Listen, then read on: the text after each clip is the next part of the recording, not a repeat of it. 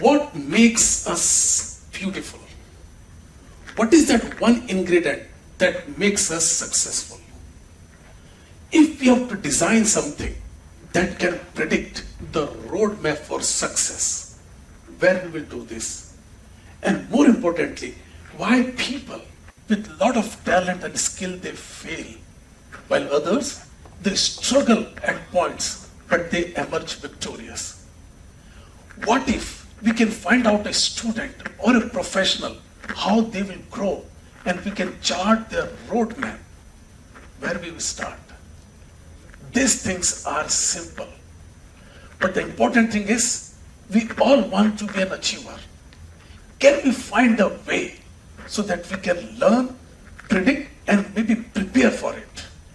The task is simple, because what I was observing when I was dealing with students and professionals, these people, in spite of having all the results, all the ability, they are finding something very difficult. The people with talents, they are failing, but without it, there are people who are succeeding. Am I missing anything? What was more intriguing is, these people, they have very similar level of intelligence. These people, they have virtually same level of resources. But most importantly, they have same opportunities and the results were different. In my effort, I always try to find out how to prepare a person for bigger and better success. How to have a happy, healthy and successful life. I want to have a roadmap. I was not settling before that. My observations were even more difficult. I was looking at people who have skills, they are talented, they have growth mindset, they have trainings everywhere. Some, they keep on attempting challenges, but while others, they avoided them really entirely. Why is that? I was getting impatient. Because some persisted after failures, after failures, after failures. But others, they quit immediately. I wanted to find a pattern. What makes people successful? I want to find my aha moment. E is equal to mc square moment. What is it? What was different for me this time is, it was little bit more deeper. It is not on surface. It was not at all confidence, the confidence that we see everywhere. These people, they are doing well from the outside, but internally they are struggling. They are positive, they know all the good things in life. Then I had this golden question for myself. Can I handle this? Am I the right person to understand what is the roadmap? How I can predict whether we will have a person who can design things for you. If you're running institutes, or if you're running the professional colleges, or if we are into the corporate world, we always want to find out how I can create high-performing teams, how to have that meaningful life. Every now and then, we feel where I'm leading myself. Am I really equipped to become what we call as successful? Is successful is to become happy, or it's happy to become successful? And it decided everything for me. For next 6 months, I decided to jump into this. I worked with over 5,000 people, different walks of life. People who are achievers, people who are struggling, people who are in corporates, people who could not get into the corporate, students, housewives, you name it. I was trying to find out that golden rule, how they can have more meaningful life. You know what I started? I discovered something. And this is when it got a little trickier. Belief in your ability controls your behavior. Belief in your ability control your behavior before reality kicks in. You know what was more surprising? What you believe you can do determines what you try. I said, wow, is this what I'm starting to? What you believe you can do determines what you try. So you try something that you believe in first. It has got nothing to do with your talent, your background, your education things, your talent, your skills, what you believe. And this is something, it came to me as a shock. So between you and your success, between your talents and your success, you got something, that belief that connects. Now, what meaning you give to your belief decides everything. Everything. And as I move forward, I could see the trap. You know what trap was? What you try determines what you become. So you become based on what you try, not based on your talents, not based on your skills, not based on your conditioning. You could have the worst conditioning. I have seen people, they come from horrible backgrounds, financial crisis, alcohol abuse, violence in the family, you name it. And they did well. The message was there, the trap. What you determine becomes part of you. What you try becomes part of you. I was not settling there. You know what I could see? It has got far more impact. How you respond to failures determines how you believe in it. What challenges you face. Guys, we all know people face huge amount of challenges. For someone, facing a small challenge becomes a big part of their life. What was more intriguing is how much effort you put. When is too much for you? When is your Edison moment coming to you? When you have to put a stop that this is not working for you. If you are starting up or if you are pursuing some new goals for your life, if you are starting your new innings, what is the point that you will say, this is not for me? It was governing it. The last one was my favorite. How long you persist. Everyone sitting in this room, we want to know, am I persisting it or resisting it?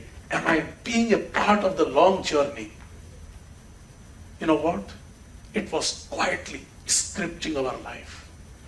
What you try totally depends on what you believe. This is what I was after. Your belief. Belief does not follow success. It is just the other way around. Your success comes from your belief. And that was aha moment for me. Is that so? I could explain why people, in spite of having good education, good background, good talent, good skills, they're not doing that much. But people who could develop that connection, what you want to be and what you are, your strong confidence can make you do this. And here is something I wanted to do. If it all comes down to belief, the question comes how I can believe my belief. How I can expand my belief, how I can make it more stronger, positive, meaningful. The first thing, and you will be surprised, it came from shrinking the challenge. If I tell someone that you have to run a marathon your first day of being athlete, you will run away. If I tell the person who is just entering into the school that you have to do PhD today, if I tell that you have to be a poet when you don't know how to spell a word, you will be running away. The message was clear. I have to start with something significant, and that is choose the version you believe you can compete. I want you to be a winner in the very first place. What is it? Choose the version of yourself that you can compete nicely, where you are guaranteed to be a winner. When you start with the day one of your gym, don't try to do all the important things on the day one. Just show up. Take that extra walk. Just put one dumbbell to yourself. And that's a good start. All I wanted to do is to shrink the challenge so it becomes like a roadmap to connect the meaning. Choose the version that you can compete nicely. You know what was the best thing? Self-efficacy grows from success, not from overwhelming it. You are not here to see, wow, it's there. You can see the connection. The second one was my favorite. State the proof. What it means? Repeat small wins, even if they are at times insignificant, even if that does not make much sense to the whole world, but it makes a big sense to you. If you are struggling to focus, start with 1 minute. If you are struggling to complete your homework, start with 1 line. If you are struggling to have a sensible discussion with your partner, just be around. If you are struggling to overcome the negativities, the addictions, just raise your hand and ask that, let me try today. That simple statement is creating the foundation. And I want all of them, one after the other, no matter how small they are. But the message is there, you have started the war against the mediocrity. And you want numbers. You want challenges. And what you want is repeat small wins. Document them. Document them. You know what? Your brain keeps on collecting the evidence that you are winner one after the other. And your brain is a perfect mindset. You know what? It does not look at the volume of the things. It is more focused on a series of consistently how you keep on building the trends and patterns of success. You don't have to climb the Mount Everest on day one. The best part of this one was, I can handle this. Belief updates through experiences. That one sentence changed everything for me. Belief updates your experiences. If you can replace your previous inferior negative belief with more recent positive and more relevant belief, you are in the game. You are on a path of continuous progress. As Emerson says, life is all about giving bigger and better purpose. A life without meaning, a life without purpose is not worth living. This is your first step. We all struggle. We all have the dark personality. We keep on facing ourselves every now and then. We suffer from self-image loss. We suffer that we are going into negative and depression. We suffer that we are not meant for this. What to do? You rise every time you fall. Third one is only for those who are courageous, who have got that guts to leave their comfort zone, who has got the guts to tell that I am ready. I am no longer confined to the identity that you want to give because I want to connect to have more meaning and purpose. You know, third thing what you can do, raise the difficulty level slightly. Break that barrier. Look up to it and find one person that who is little better than you. You know what? Just enough to stretch, but not enough to break. I'm sure you all can identify with me this. Till date, I never tried jumping, having a bungee jumping. Till date, I have never been on the stage. Till date, I have never led the team. Till date, I didn't have the guts to say to my partner that there is something that we need to talk. Till date, I never had the guts to tell to my manager the way things are in the company, I want to not be part of this. This is not being just vulnerable, but raising your hand and say, I have some weaknesses, but I am accepting it. And more importantly, I am ready to share. So rather than becoming dependent, moving to independent, I am telling you, let's be interdependent. This is the foundation where people start to get the things done. This outcome changed things for me. You know what it happened? I could see people in the corporate world. They started talking more relevant. I can connect with people who are aspiring for competitive exams. They started to take things in a more brighter and broader perspective.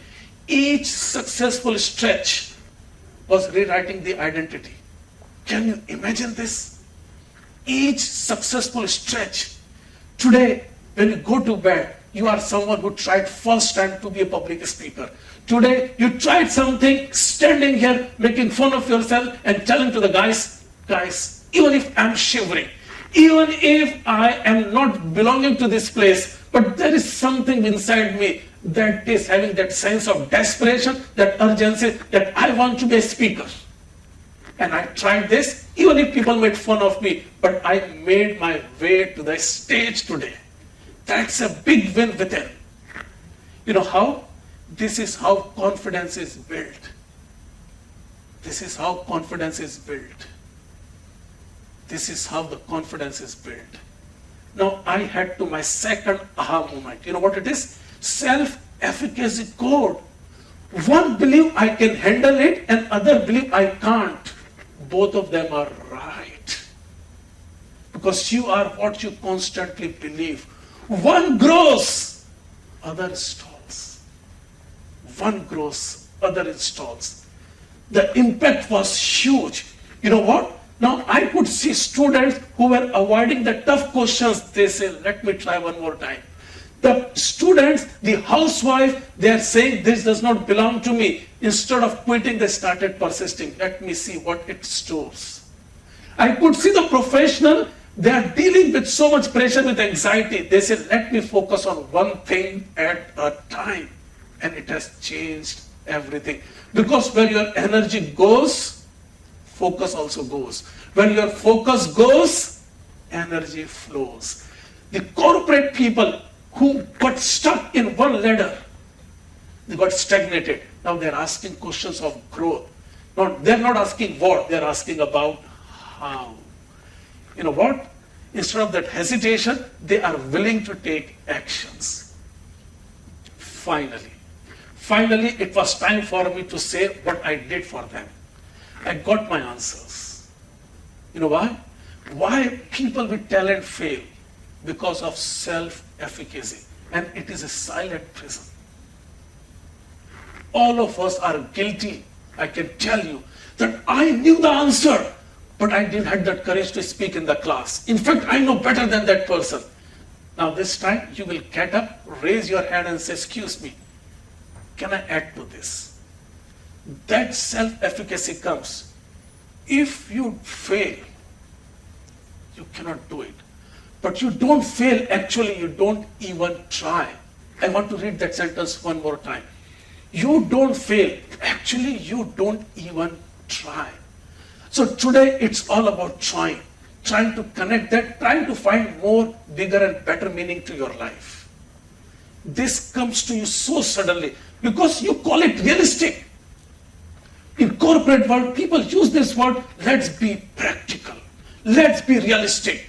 Guys, it is a sugar-coated saying. You can call it realistic, in reality it is self-protection. The next sentence on the slide is the most poisonous thing that you will ever see in your life. Your mind smartly avoids what it believes it cannot handle.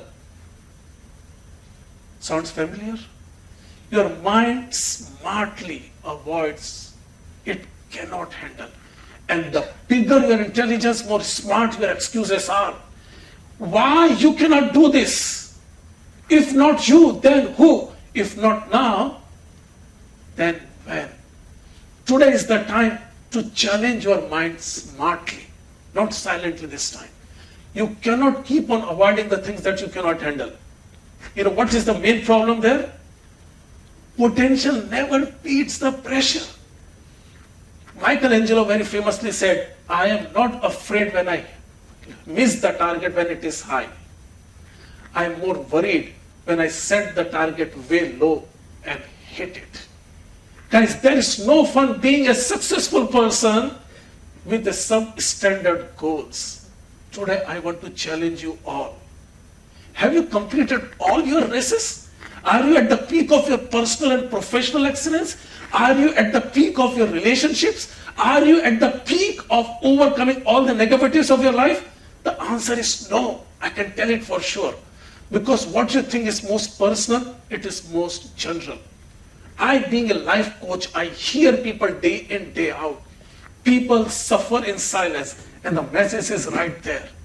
We learn to avoid the things we smartly know we cannot handle it. When is that time you are coming to take that first step? Growth never meets the challenges. You will grow only to the challenge that you say, I can raise the hand. I am here to make a difference. I no longer can stay in this skin because I meant to be a bigger, a better person one day.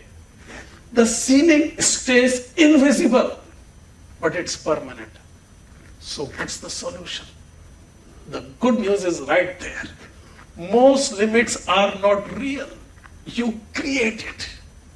Krishna says in Bhagavad Gita, Indriyani paranyahur indriyebhyo paramanaha manasasto para buddhe yo buddhe parasastu sa. Most people, they just confine themselves to the gross level. But Krishna says, it's not just the gross. Higher than that is mind. A man who is struggling mentally cannot do wonderful things physically. But higher than mind is the intellect. And higher than the intellect is that inner calling. You call it as a soul, a purpose, a purposeful life, whatever it is, whatever is your calling. If you don't have that belief, time for you to find that connection. And sure, it is not coming from your talent. It's not just coming from your skills. It comes from the conclusions that you draw. So my suggestion is, can you spend 1 second extra just to tell, can I improve this? Because when mind decides, I can't, reality follows. The takeaways were exceptionally high. I could see people, their belief predicts their performance. If people who are struggling with their performance, it is their own belief system. People in their wildest dream, they cannot think of marrying the person of their choice, running a big car, going to the big education institute. Why? Internal mechanism does not support them. It is as simple as that. You cannot hold 2 liters of water in 1 liter of bottle.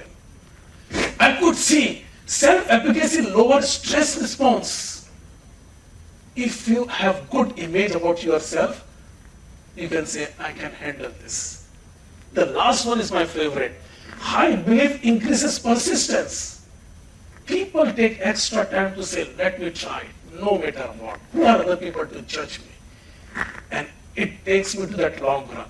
For all of us, guys, if we have that strong positive self-image, if you have that strong connection, you know what will happen? Today onwards, you start to take hard actions. You don't call it a day, it is up to you. You start to stay longer in a discomfort. We know the famous story of the people who are into the concentration camp. Some people, they died. The people who are strong, powerful, educated, learned, they died.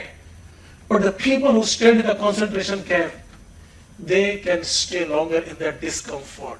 You will learn how to discover yourself, recover faster from failures. That resilience is very important. You don't want to be in that situation for longer and longer period. It's not good for you. You will have bounce back mechanism. Last one, you will attempt what other people avoided. Can you imagine this? There is no competition. You attempt those things that people avoid. What a wonderful thing that to be, right? Your own self-image has taken you to a point. It is no longer confined that if you don't come from a good educational background, good culture, good momentum. It totally depends the decision that you make right now. And can I tell you one thing? It is all up to you. Your success is not just a situation, your success is a decision. And finally, your belief system is not a motivation. It is not that external big chronic things. Your belief system is a control system that tells you, guides you, protects you, propels you, and even challenges you for the things that you are really meant. And when it is time for you to jump, just make it big. Thank you very much.